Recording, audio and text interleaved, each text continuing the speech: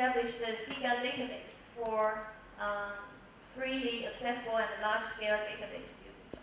So let's welcome the editor-in-chief of GigaScience, Laurie Goodman.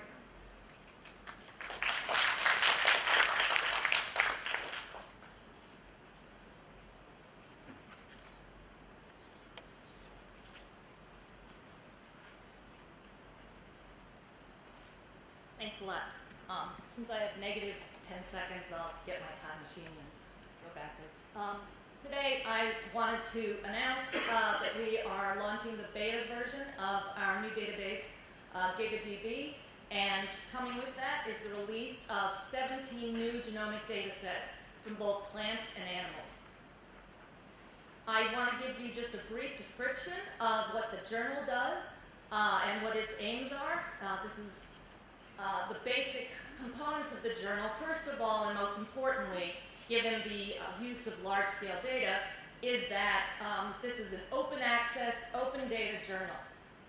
Second, this journal has a very novel publication platform. What we're trying to do, or what we're planning to do, is combine manuscript publication with data hosting, so that everything that's published in the journal will also have its data used in that analysis hosted in the database. Our scope is not just omics research. We include studies from across the entire spectrum of life and biological sciences. And the data types will be imaging, data from ecology, neuroscience, medicine, and so on. The other thing we're aiming for is for all the data to be released under a CC0 license, which allows people to use this data without worrying about any copyright laws or database laws.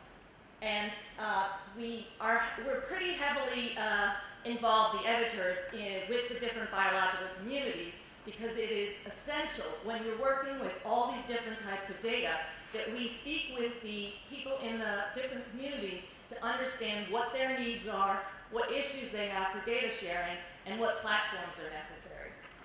Ultimately, the database will be including integrated tools so that not only people who are well-versed in bioinformatics, but a broader community can now access these data and use them for many more activities than currently are used.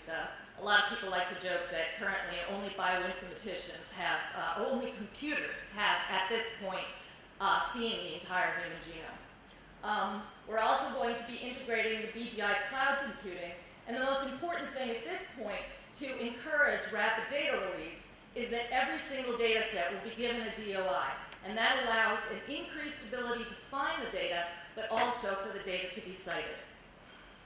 Scott Edmonds will be talking at the upcoming meeting on the 15th, and so I'm going to let him go through the details of why DOIs are important. But for GigaScience, the first DOI that we released was back in June, which was the rapid sequencing of the E. coli that was plaguing Europe. And so people who use this data set can now cite that data in any paper that they use it. So we also previously released 9 different data sets that are currently in now the Giga database, but had been hosted on the BGI database. And this is the new face of the Giga database. Basically, at this point, there's a search engine, and this allows you to track down every data set that is currently hosted in the database. These are the data sets we're releasing during ICG. First of all, we're going to have animals of both vertebrate and invertebrates. We have ants, we have humans, several different data sets within the human, recently published naked mole rat and roundworm, also domestic sheep, silkworm, which includes a lot of resequencing data, and the Tibetan antelope. We're also now adding plants. We have Chinese cabbage, cucumber, foxtail millet, pigeon pea, which is recently published, potato, and sorghum. And upcoming, probably during this conference, will be data from the Aboriginal Australian and the Sakak Paleo-Eskimo. We also have others that are currently under review at the journal. Now, I want to specifically highlight the data sets that we have now hosted where there is no published analysis paper. This is really important because this is the ultimate goal. These data, because they have a DOI, can now be cited by the community. And having a DOI promotes very rapid data release because the data producers can receive a citable credit. And citations are the primary means by which most academicians receive career advancement.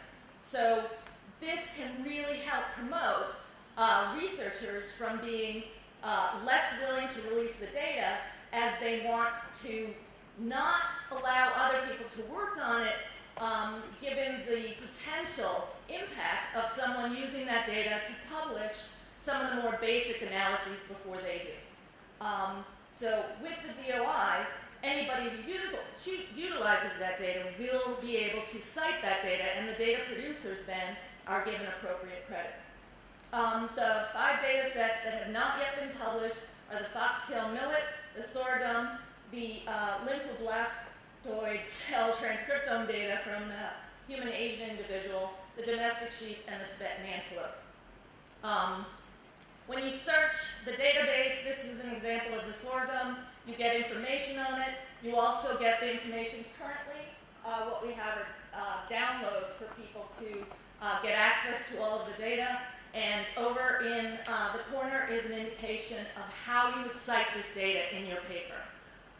Other data sets that are used are being produced by community programs will also, on those pages, include a indication and a click-through to community programs so that people can find out more about who's doing this research. Additionally, papers that are published using this database will be tracked and included on this so that people not only can find the data, but they can see what people have done with it. Right now, as I said, these are downloadable, but we're working with several groups to create our data submission analytical platform for people to be able to not just get hold of the data themselves and do analyses, but to create a pipeline for the data coming in and a whole series of tools, viewers, etc. And we're working with different groups, and Scott will be talking more about that during his talk. But what I want to highlight is that we now have the first demonstration of the new gold standard for data citation. Claire Garvey, who's the editor of Genome Biology, has just informed us and agreed for us to announce that the sorghum genome analysis paper has just been accepted in Genome Biology. And it's going to be published later this month, and that paper will include the first data citation in the references. And that will allow it to be easily tracked because it's in the references, and Thompson is already on board with this. Thompson will be tracking data citations. And again, having it there rather than having to search through the standard paragraphs that list where all the data is available, this makes it much easier to track and possible for readers to quickly find all of the data that's used in that and reuse it. And this is the standard format that DataCite is proposing for people to use. So, I did take 10 minutes, darn. This is basically all the information on the journal, and the website's available. Scott Edmonds and Alexander Bassford and I will be here during the